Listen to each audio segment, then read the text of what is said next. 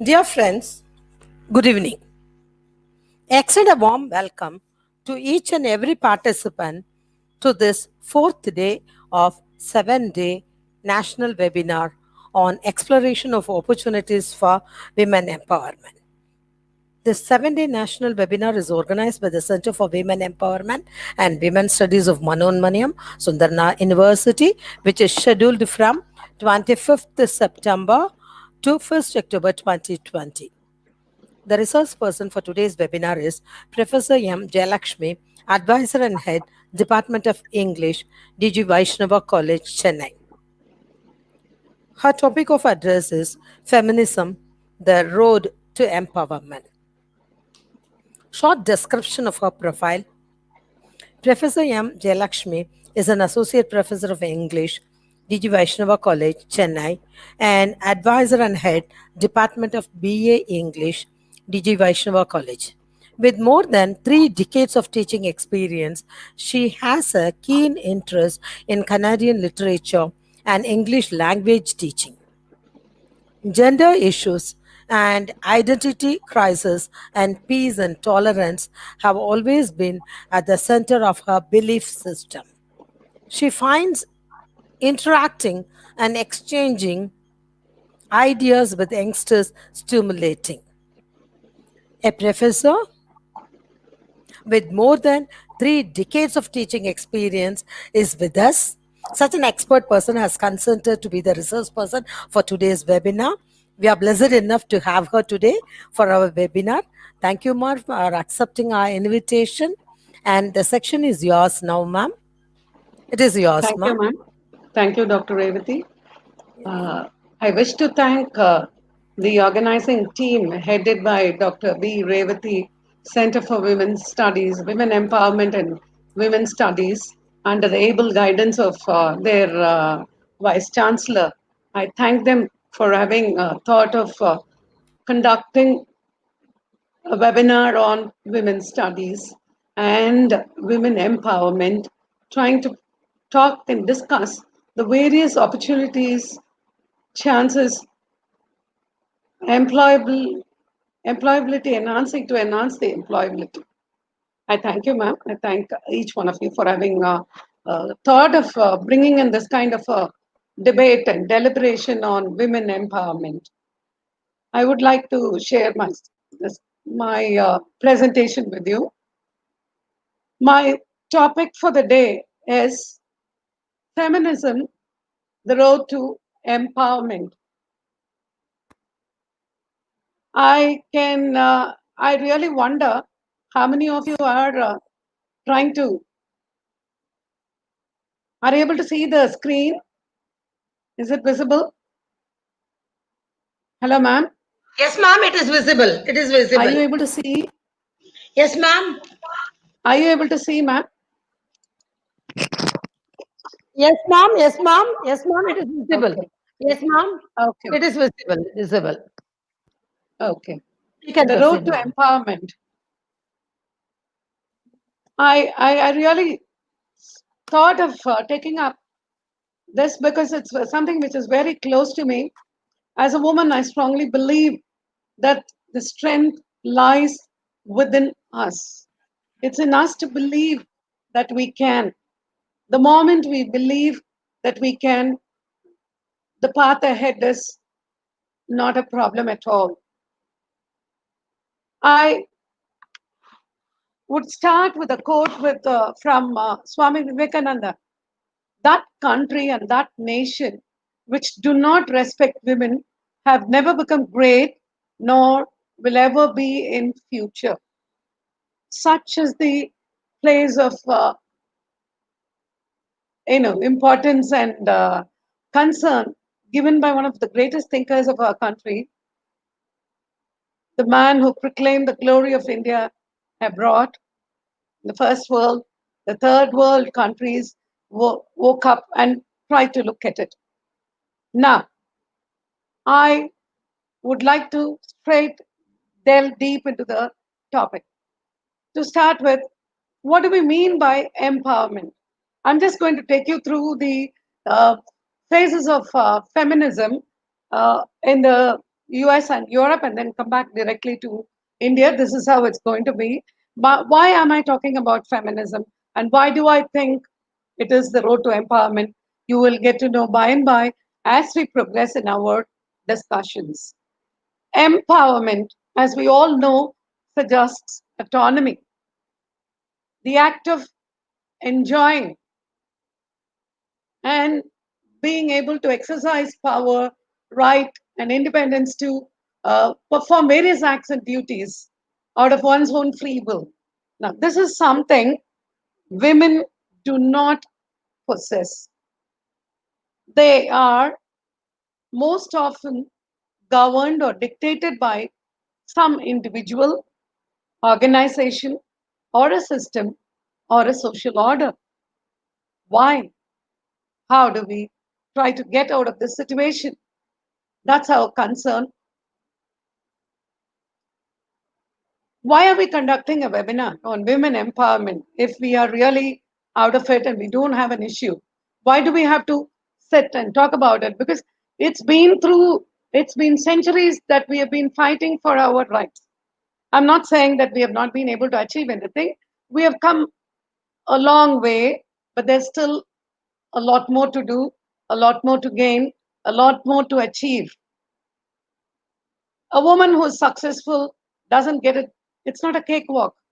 It's not a bed of roses that she walks through to reach a position of eminence, recognition. That kind. It's something filled with obstacles, filled with difficulties, challenges, threats, what else and what not. We, especially, despite of the talk of being very advanced, still the US can never claim to have a woman. They could never break the glass ceiling, as it were. Though we may have had women uh, enjoying political power and leading us and guiding us as chief ministers, prime minister, and the president. I'm referring to our own country, but there's still a long way to go. It's not that easy. We are yet to reach the place where we can call ourselves as being comfortable, where we don't have to worry about anything, where women will be respected for what they are, what they possess, and not for what they look like, how they carry themselves, and what it is to do with their appearance or with the mannerism or whatever it may be. We all know that these experiences of inequality and discrimination and oppression is diverse. It varies across the globe.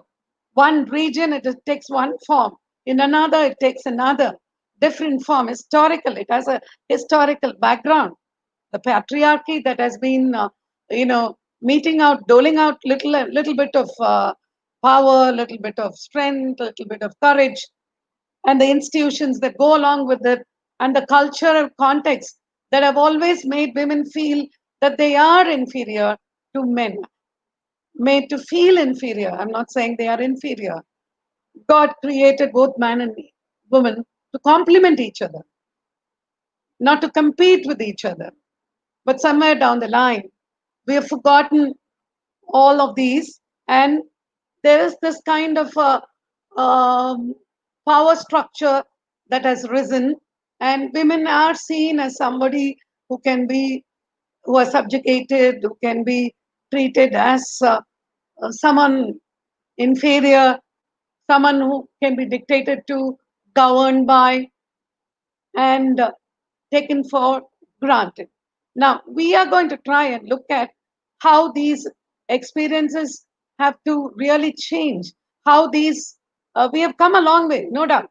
As I said at the outset, women's rights and gender equality have come a long way from, if you go back to the roots of it, if you try to look at it, the uh, suffrage movement, suffragette movement, voting rights, with which it began, all of it began, led by Susan Anthony in the US, to the present times.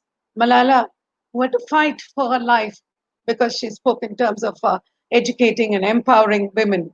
We have indeed come a long time, but a long way. We have indeed come a long way through the years, but can we claim that we have achieved? We are free, we are not intimidated, we are free from abuse, we are free from discrimination, we are free from oppression? I doubt. Now, I would like you to understand that any talk on women freedom and women's rights will only lead to feminism and feminist movements. I find that some of you may react in a different way. Some of you may think that, is feminism a bad word? I'm asking you a question. Do we look at it? There are a few who look at it as a bad word because they think women tend to dominate whenever a woman tries to assert herself, whenever a woman tries to express herself, be part of the decision making process. She is sidelined and said to be domineering. We tend to look at them, look down upon them, and we kind of dismiss it as it's feminist movement. What are they going to talk about? They're going to talk about equality. They're going to talk about rights. It's not just that. It's dignity. It's esteem. It's honor. It's all of it. It's the right to live, which is being brutally denied in certain instances, as we already know, we have seen. Sometimes we even remain silent for whatever reasons. I don't really know, but then it becomes really, really sad that we do not voice it. Who becomes the voice of the voiceless? These feminist leaders, the feminist movements, and the feminists who take up the cudgels, who try to voice it, make people understand that it is injustice. They fight for justice. They want women to be treated as every other individual, not on the basis of the sex. Now, moving on, I would like you to understand what I would like to share my views, whatever I have assimilated on feminism. As we all know, is a belief in social, economic, and political equality of the sexes. Feminist movements try to establish equality. They advocate women's rights and identify and fight against injustice to women. They advocate it and fight only when there is an injustice to womanhood, to women. That's when they take up the cudgels. That's when they fight for it. That's when they try to protest.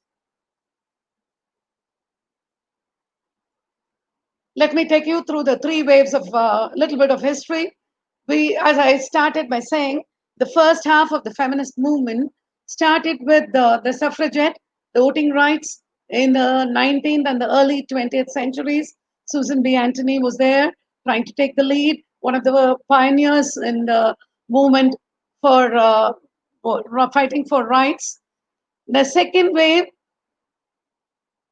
began around the 1960s and 70s, where the leaders turned their attention to women's equality in the wider society.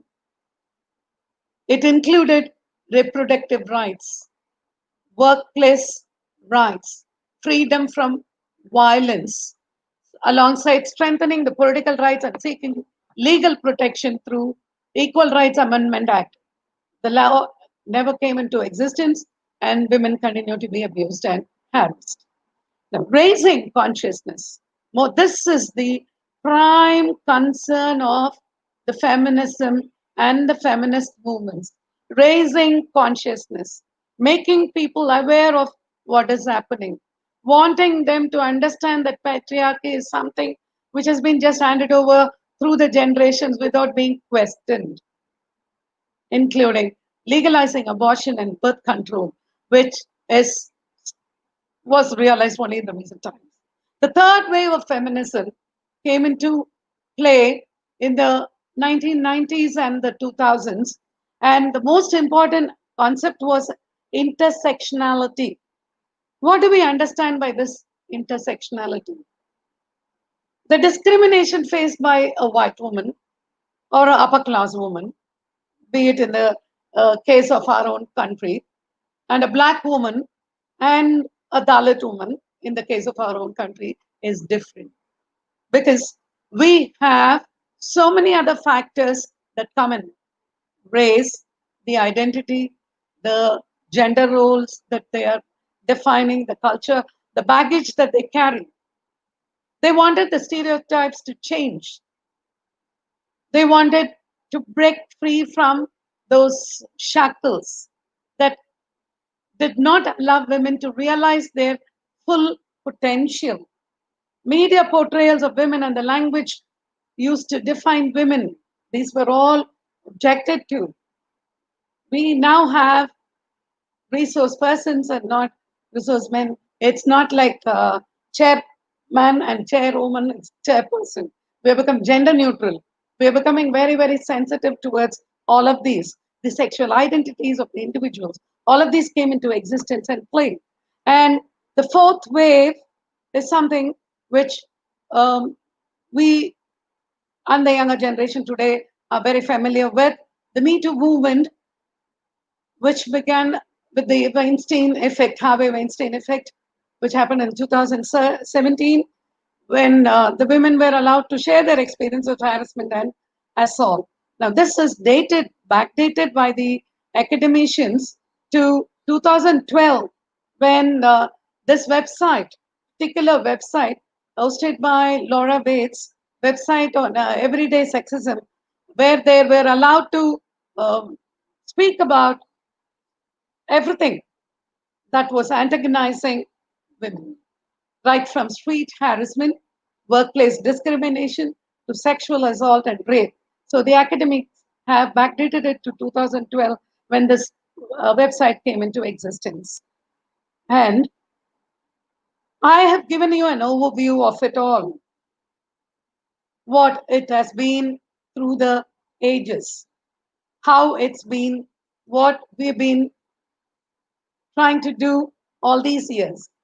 What have we understand that only through these feminist movements the thought of women empowerment blossomed forth.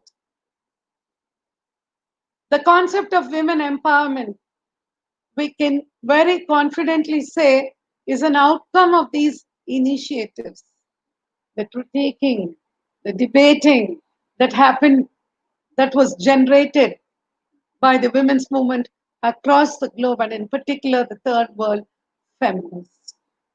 Now, women's movement, feminism, looks at women empowerment, trying to bestow dignity into the lives of women, fill their minds and heart with self-esteem and self-worth, not to see themselves as inferior, as to somebody who can be dictated upon, has to be used and thrown as a doormat, whatever you may look at it. I do not want to have any kind of, this is what we are trying to discuss. Even today, this Center for Women's Development and Women Studies tries to focus women empowerment and women studies, tries to suggest ways.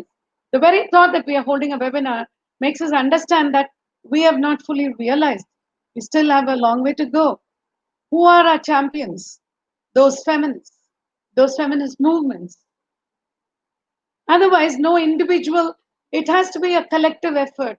It has to be a collective consciousness. It has to be something which has to reach out to the masses. How do we take it? Only if we come together through some kind of a movement.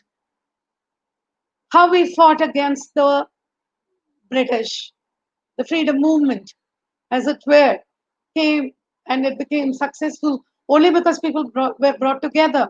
They were sensitized. They were made conscious of what was happening, how to fight it. So it is imperative on our part to impart knowledge to women about the structures that oppress them, fill their minds and hearts with courage and confidence to question and alter the power imbalances in the society. We are and we should try and do away with this kind of imbalance. It is not right as long as we subjugate ourselves to something which has been handed over through the generations by the patriarchal sector. What is empowerment in this context? Is equipping women with the knowledge and skills, rendering them economically independent, resourceful, self reliant, practice self esteem, and effectively participate in the process of decision making and development activities. Now, has this, will this be realized? I can confidently say we are working towards it, but can never say that we have reached it. We still have to fight. You take up a newspaper every day. What do we find? The kind of atrocities committed against women. Despite the fact that women are there in the Panchayati Raj system. If you look into the paper Sunday edition of New York, Indian Express, where it talks about, there's a story where it talks about the women exploitation. This woman at the age sexagenarian, 60 plus, is treated in a very demeaning manner despite the fact that she is the head of the panchayat. If you can, and if you're interested, you may go back to it and read the paper, which tries to give you statistics on what has been going through, where we are, and how to move forward. Now, this is what I'm trying to discuss through this talk on women empowerment. How to move forward. The first and the foremost thing that we need to do is to change the mindset. Women empowerment, a little about women empowerment and its roots in India. In India, the world over, we have, it's almost like 50% of the population is uh, divided equally between the two sexes. In India, the sex rate is lesser. The lower rate, this sex ratio is lower because of the boy preference. Female feticide was there, infanticide happened. We know what has been happening. Movies have shown it. Media has sensitized. We have watched it. Sometimes we don't react. This has to change. The status of women has in fact deteriorated and cannot be celebrated. Patriarchy and oppression of women have existed in all periods of history. The question is the extent of oppression that women have faced and gone through. Let me just try to take you to the scriptures have extolled women, have seen as women as embodiment of Shakti, goddess. We worship women as goddess. But do we respect them in that manner in our day-to-day lives?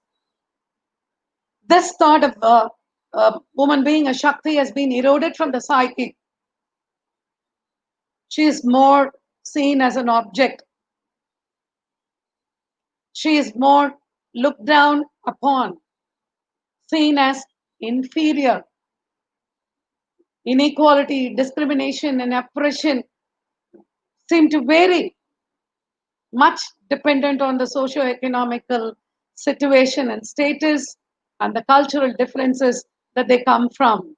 Upper class women, what they face is different from what the socially disadvantaged, underprivileged women face. Now, this has also got to be looked into, addressed. Our constitution, our policymakers have been trying to find ways and means of establishing, no doubt. Yet, in spite of it all, I'm just giving you can take a look at it. Article 14, 15, 16 try to ensure, and then the amendments 73 and 74 have brought in 33% reservation for women in the panchayats and in the governance.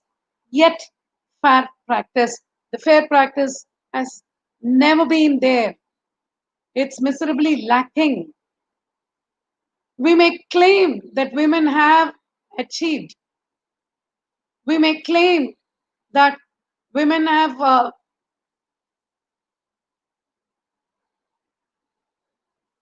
broken the barriers. Think of Muthulakshmi Reddy. Think of Kalpana Chawla, the past and the present. I I think I skipped one or two texts because I thought we are running out of time. The slides, I think I'm assigned half an hour. So I'm quickly trying to run through. Women in India, no doubt, have achieved success, have established, made a mark, have emerged successful. They are in every field. Our military forces have taken pride to include women, the Air Force. Every field they are there, excelling. But what is it that we see? They are forced to face injustice and crimes. Atrocities are too many. If you look at it, child abuse, molestation, rape, domestic violence, workplace harassment, the list would be endless. And if ever a woman were to even talk, a girl child were to talk to her parents, the first thing is you are making them shrink. You ask them to say, come on, don't do this, don't do that. You may even send a small 7-year-old boy, because he happens to be a boy, as a person to guard her and protect her. But the girl by herself cannot defend. She is only seen as an object. This has to change. This has to alter. We are trying to do it in so many different ways. Let us change the mindset of the people. Let us change the way we try and bring up our own children. How are we training them? We are defining roles. Gender definitions are being given. We are trying to, however much the newspapers and the news channels try to sensitize and create awareness, policymakers try hard to ensure safety and protection of women. The different movements, the feminist movements try to elevate the disfaced women. We still have the incidents of atrocities against women spiraling. We are really not capable of saying that women are safe. If you look at it, our nation, our states are becoming increasingly unsafe for women. Where lies the panacea? It is in us, our responsibility, our moral responsibility. It is in us to believe and practice, uproot the prejudices and the biases. Let us be the agents of change the mindset of the people. What do we do? Stop making the girls feel helpless. Stop making them feel that they are dependent on others, dependent on the men to protect them. We know the martial arts. What has happened to Rani Lakshmibai of Jhansi? Have we not had our stories, our literature glorify women and the courage and the power, heroism and power that they had? Where has it gone? Why are we made seen as meek and weak? It is, we are individuals and we can build up and pick up courage and confidence. We can be together. We can, as a complement to men, be in the society, work for the welfare of the people, welfare of the society, welfare of the nation, welfare of those who are facing difficulties. Women have always been portrayed as meek, good only to weep in face of danger or threats. Is it so? Movies have portrayed women, that has been questioned. Today we have women who can face the challenges. I'm not saying that we are turning girls and women to become arrogant. We want them to be understanding. We want them to be assertive. not tremble and, you know, feel crippled. It is in them to gain that confidence and power. Valor, heroism are not just cherished qualities of men. All of us possess. God has bestowed us, all of us, with those kind of qualities. If you look at it, women can multitask.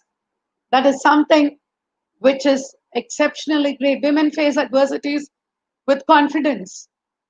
Women face difficulties with overbearing confidence and strength, which sometimes a man is not able to. The psychological, as in the words of Mahatma Gandhi, women are not the weaker sex. They're more stronger than men when it comes to the psychological power that they possess, the determination, the grit, the confidence that they seem to have is something which has to be lauded, something which we really need to appreciate and remember and recognize. We have to assert ourselves.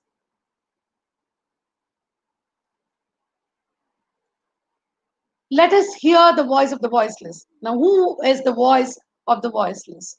The feminists, the feminist movements, feminism. They are the ones who make the world understand, make the world wake up to the reality, not be shrouded in the darkness or conveniently shy away from reality, but to face it, the bitter truth, as it were. I repeat, feminism is not an assertion of superiority. It is not hate speech against men. It's not misandry. It is not another power structure where we try to wish to dominate or oppress, or we try to claim that kind of, you know, another kind of imbalance. It is the voice from the inner self, the pain, the anguish that her identity is getting lost, that the dignity is denied, the esteem and honor that needs to be shared amongst all human beings is outright denied to her. That is what is being voiced by these movements.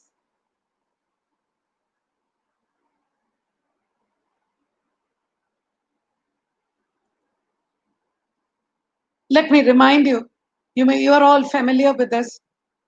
The differences between the sexes is just biological. What is this gender difference that we are talking about? It's a mere social construct, which the cultures, wherein the cultures define the roles, the norms, and the rules to be followed. A woman has to be like this. A woman has to walk like this, talk like this, dress up like this. A man has to be an embodiment of masculinity. A man is made to fear goodness. If he's good and he doesn't have that kind of masculinity in that sense of the term, the muscular power, he fears that he would be laughed at. Women, if they try to be assertive, are seen as being feminine, not feminine enough. These are stereotypes. These have been changing, and these need to change. We are the people who can bring about this kind of change. I would suggest, I would really wish to bring in the thought expressed by the writer Chimamanda, the Nigerian writer. The problem with gender is that it prescribes how we should be rather than recognizing how we are. This is the truth of the matter. We are not seen for what we are worth. We are not respected for what we are. We are expected to fit into the role, fit into the framework set by the society, which has been misled through the ages. Now, the feminists being moved. That is the reason why women have been looked at. Why is a child being abused, sexually abused? A 70-year-old being abused. Why does it happen? We're still looking at them, meaning the women, the girls, as mere objects to satiate the sense pleasures of the the so-called sex. The concept of masculinity and femininity need to change. It has been changing, and it has to change all the more. As I started, I wish to end with a quote from Vivekananda, Swami Vivekananda. Educate your women first and leave them to themselves. Do not impose anything. Then they will tell you what reforms are necessary for them. They will understand their place, their position, realize their innermost potential, deliver the best for the welfare of humanity. Once again, I quote from our writer: the whole goal of feminism is to become redundant. The movement should end. When will it happen? She says, I dream for a world where I won't have to call myself a feminist because there will be gender justice. And to get there, it has to be a mass movement. This is what I wish to reiterate, emphasize, and drive home. Thank you. Thank you, ma'am. Thank you, ma'am, for your informative address. Women empowerment is a collective process, it's not an individual process. And we ought to do away and eradicate the power imbalances at all levels of hierarchy. And as you said, educating a woman means educating the entire family. And more than educating a man, women education is much more powerful. Ma'am, there are some questions put forth in the chat Yes, box. Professor Mujibul, he has raised so many questions. 50% reservation is required in each and every sector, services, and in parliament and state assemblies. Think about women. Then, will there be any real women empowerment? could you just come back on it? I'm not able to get That it is a, clearly. uh, that is, he has given 50% reservation is required in each and every sector, services, in parliament and state assemblies. Will that be actual women empowerment? If so, That is the question that I was trying to raise. We have women adorning those positions. Are they given real power? They are not. The Panchayati Raj, you know that women are there only on paper. Their name is there on paper. The men behind rule over them. It's always like that. Women are treated as inferior. As I told you, this paper, this story, it's a very interesting news item where the way that woman who heads the Panchayati Raj is treated. She's 60 plus. She has the double jeopardy where she is a Dalit woman and a Dalit and a woman at that. So she is addressed in this demeaning manner. Ekaravi kayeluthu podu. It's there in the paper. Every woman in every part of the world, in especially in India, different the villages, we are claiming, we are fighting, we are trying our best to dissolve the differences, but it has not been happening. No doubt, women, we have women in power. Are they able to exercise the power that they possess with that amount of independence? If ever they do, Look at the amount of criticism, condemnation that they are made to face. I hope I have answered your question. Um, at all levels of hierarchy, we do have the women discrimination. We do Pardon me? face a lot.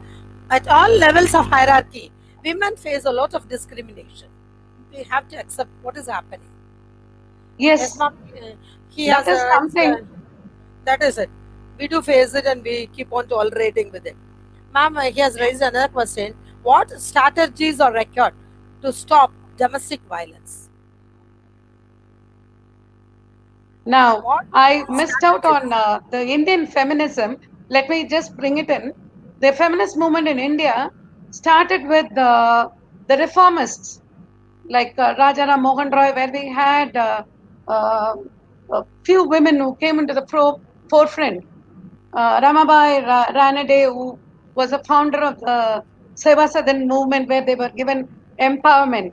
Later on, we had this bright burning that was happening, and that was in the 80s. In between, during the period of the freedom struggle, Mahatma Gandhi, women joined the force and fought against oppression. That's of a different kind. But in the 80s, again, there was this kind of an awareness which was created with this kind of bright burning, where it was left in the name of, gas cylinders getting burst. And there was this kind of anti-dowry movement that was happening. And Me Too movement in the recent times, where even our women came to the forefront, voiced their views. The question was how to. I just brought this to your notice to make you understand that we have also been trying to fight against it. If domestic violence were to stop, the power structure has to break within the family unit as well. Even within the family, we have the power structures playing. We seem to look at uh, people as possessions, as a property. The fear of you know they sometimes women themselves become enemies to women. I'm sure you will agree if I say so. In so many instances, the cause of atrocities and violence within the domestic sphere happens because there is a woman who becomes part of it. This has to break. Yes, The ma'am. woman, the mother, or the mother in law, as you may term it, fears that she may, the power that she wields over. Now, this power structure, as I told you, has different forms. That has to be broken. We have to believe that all of us are equal. We have to believe that we need to allow every individual to live with that kind of dignity and respect. This is the mindset. This is the mindset that men seem to have been brought up with. What is the kind of toys that we give boys and girls? What is the kind of training that the mothers give to their sons? Do they allow them to wash the dishes? Homemaking is the role of the woman. We are also to be blamed. We seem to condition them to believe that that only women has to care. When women can help and provide economic support, why shouldn't men help in running the make the home? See, housewife is demeaning. What if we have house husbands? Will that be seen differently? Maybe the men will take pride and say, I have my woman do everything for me. It's all in the mindset. As I said, let us learn to turn inward, believe in the inner strength that all of us seem to possess, and fight against injustice in any form. Let it not happen to anybody. Our elders we need to respect. Our women we need to respect. We seem to forget all of these. I ma'am. think I have I been able to. Yes, ma'am. Yes, ma'am. Professor Anil Kumar Sharma has given a statement that God has not discriminated men and women. Our constitution also treats everyone equally. Why do still we discriminate the power of creation? That's why I said it's a social construct. I never said that God has created. Of course, when you read the scriptures, the Bible says, he for God and she for God in him. That is, men can serve God directly, and we are not stirring up any kind of religious differences here. What every scripture has its own ups and downs, so we are not going into it. But what I feel is we have distorted the truth. This is something which has been handed over from one generation to the other without being questioned. That's why this kind of acceptance. That's why this kind of inequality. That's why this cry for empowerment. We have allowed this to happen. I'm privileged to say that I never had that kind of a background. As I said, the family background matters. What I'm blessed with may not be the situation for all women in our own place. Each one, the problems that face is particular, singular, it's different, it's not common. You cannot use one umbrella term. It's something, that's why I said, talked about intersectionality, the background that they come from, the identity, the cultural differences, everything matters. The willingness to change, that is something which we have to nurture in the minds of the younger generation to start believing that, as our participant has stated, both are created equal. Why create difference? We have created the difference. God's creation, there's no difference at all. Yes, ma'am. Professor said given that is it the responsibility of a mother to teach her son how to respect women? Will this help in full women empowerment?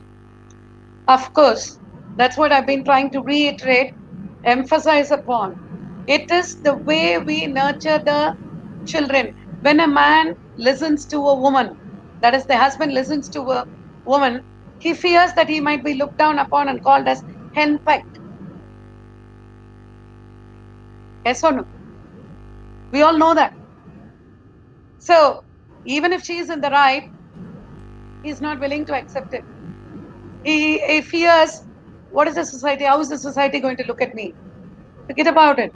Live for yourself. You will be the change. And when you change, everything around you also changes. You can bring about the change. There's nothing wrong in listening to women if they are in the right, if their thought, their decision, and what they look at, talk about is clear. I think Yes, I have yes, ma'am. Professor tried to answer that. Jagadishwari. Yes, ma'am. Professor Jagadishwari, her question is to have women empowerment, gender equality is a must. What do you think about it, ma'am? Yes, that's why I said right from the beginning, I brought in the concept of feminism only to uh, make us make all of us understand that where there is inequality, there cannot be peace and harmony. How do we break these structures? How do we break these, kind of creations made by society, the patriarchal setup? We have to voice it, voice our views. I'm not saying that women are always right. They may be wrong. When they go wrong, check.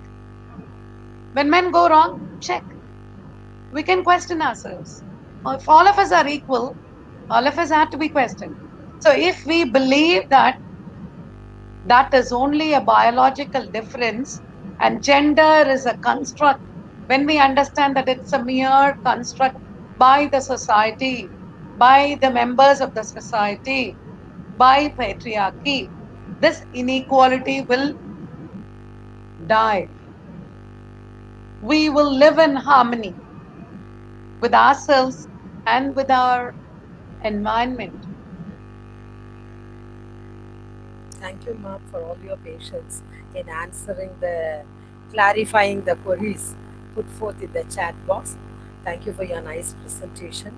Thank you for having spared nearly 1 hour of your valuable time with us. Thank you for your concern and thank you for all the efforts you have taken in making the presentation very interesting. Thank you, ma'am. And thank you, my dear participants, for all the support you have been extending to all the webinars organized by the Center for Women Empowerment and Women's Studies of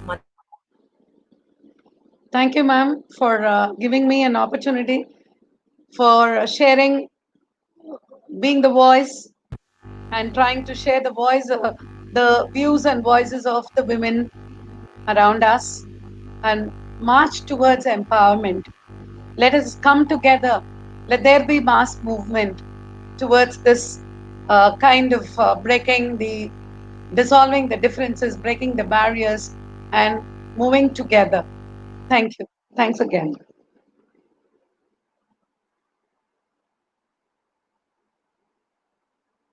all our effort.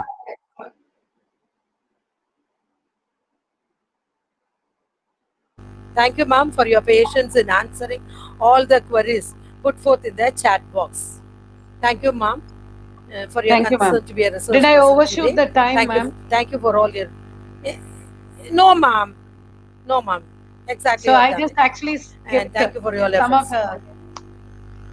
the. Just thought I should check with you. Thank you, ma'am. Thank you for all your efforts, I'll ma'am. take leave. Thank you, my yes, ma'am.